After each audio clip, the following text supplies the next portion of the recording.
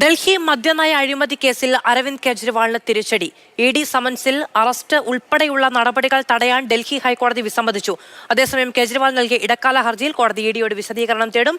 അർജുൻ പീതാംബരൻ വിവരങ്ങളുമായി ചേരുകയാണ്. അർജുൻ, 9 സമൻസുകൾ അയച്ചു. ഇത് ഹാജരാകുന്നതിന് തൊട്ടുമുൻപ് അറസ്റ്റ് ഭയക്കുന്നുണ്ട് കെജ്രിവാൾ, അതുകൊണ്ടാണ് ഈ ഹർജിയുമായി എത്തിയിരിക്കുന്നത്. പക്ഷേ തിരിച്ചടിയാണ് ഉണ്ടാകുന്നത് കോടതിയിൽ നിന്ന്.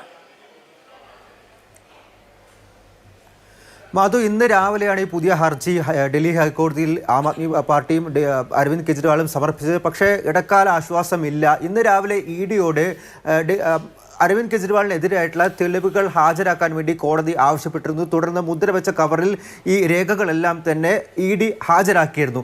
വിശദമായി ഈ രേഖകളും തെളിവുകളും പരിശോധിച്ച ശേഷമാണ് അറസ്റ്റ് ഉൾപ്പെടെയുള്ള നടപടികൾ തടയുന്നതിന് വേണ്ടിയിട്ടുള്ള ഒരു ഉത്തരവ് ഡൽഹി ഹൈക്കോടതി പുറപ്പെടുവിക്കുന്നതിൽ നിന്നും വിസമ്മതിച്ചത്. കൃത്യമായിട്ട് പറയുന്നു, യാതൊരുവിധ കോഴ്സീവ് ആക്ഷൻസും, അതായത് അറസ്റ്റ് ഉൾപ്പെടെയുള്ള നടപടികൾ തടയാൻ വേണ്ടിയിട്ടുള്ള ഇടക്കാല ഉത്തരവും നിലവിൽ കോടതിക്ക് നൽകാനാവില്ല. അതിൽ കൃത്യമായിട്ടും ഇഡി നൽകിയ തെളിവുകളും രേഖകളും പരിശോധിച്ച ശേഷം തന്നെ ഇത്തരത്തിലുള്ള ഒരു ഉത്തരവിലേക്ക് കോടതി എത്തിയിരിക്കുന്നത്. ഇന്ന് 9ാമത്തെ സമൻസ് നൽകി. ഇന്നായിരുന്നു അരവിന്ദ് കെജ്രിവാളിനോട് ഹാജരാകാൻ വേണ്ടി ഇഡി ആവശ്യപ്പെട്ടത്. പക്ഷേ ആ ഒരു ചോദ്യം ചെയ്യലിന് ഹാജരാകാതെയാണ് പുതിയൊരു പ്ലീയുമായി പുതിയതായി കോടതിയെ സമീപിച്ചതും പിന്നാലെ ഇന്ന് വൈകിട്ടോടുകൂടി ഇത്തരത്തിലൊരു ഉത്തരവ് വരികയും അരവിന്ദ് കെജ്രിവാളിന് തിരിച്ചടിയാവുകയും ചെയ്യുന്നത്.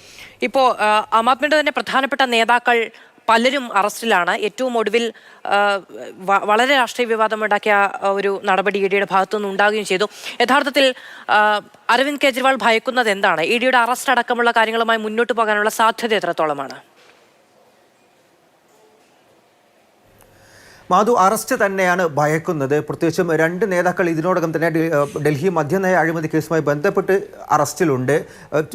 പ്രത്യേകിച്ചും കോടതിയിൽ വക്കീൽ പറഞ്ഞ കാര്യം നോക്കുകയാണെങ്കിൽ തിരഞ്ഞെടുപ്പ് പൂർത്തിയാകുന്ന വരെയെങ്കിലും ഒരു ഇടക്കാല ആശ്വാസം അറസ്റ്റ് തടയുന്നതിൽ ഉണ്ടാകണമെന്നുള്ള കാര്യം തന്നെയാണ് പറഞ്ഞിരിക്കുന്നത്. ആം ആദ്മി പാർട്ടി വീണ്ടും കോടതിയെയും അതുപോലെ തന്നെ പൊതുജനത്തോടും പറയുന്ന കാര്യം BJP ഇഡിയെ ഉപയോഗിക്കുകയാണ് ഡൽഹി സർക്കാരിനെ വീഴ്ത്താനും അരവിന്ദ് കെജ്രിവാളിനെ കൊടുക്കാനുമെന്നുള്ള കാര്യം. ഈ നിലവിൽ മദ്യനയ അഴിമതി കേസിൽ മാത്രമല്ല, ഡൽഹി ജൽ ബോർഡുമായി ബന്ധപ്പെട്ടുള്ള ഒരു കേസിൽ കൂടി അരവിന്ദ് കെജ്രിവാളിനെ ഇഡി സമൻസ് നൽകിയിരുന്നു. പക്ഷെ അതും ഹാജരാകാത്ത കെജ്രിവാളിനെ പ്രോസിക്യൂട്ട് ചെയ്യണമെന്ന് ആവശ്യപ്പെട്ടുകൊണ്ടാണ് ഇഡി കോടതിയിലേക്ക് പോയത്. അർജുൻ പീതാംബരനാണ് വിവരങ്ങൾ നൽകിയത്.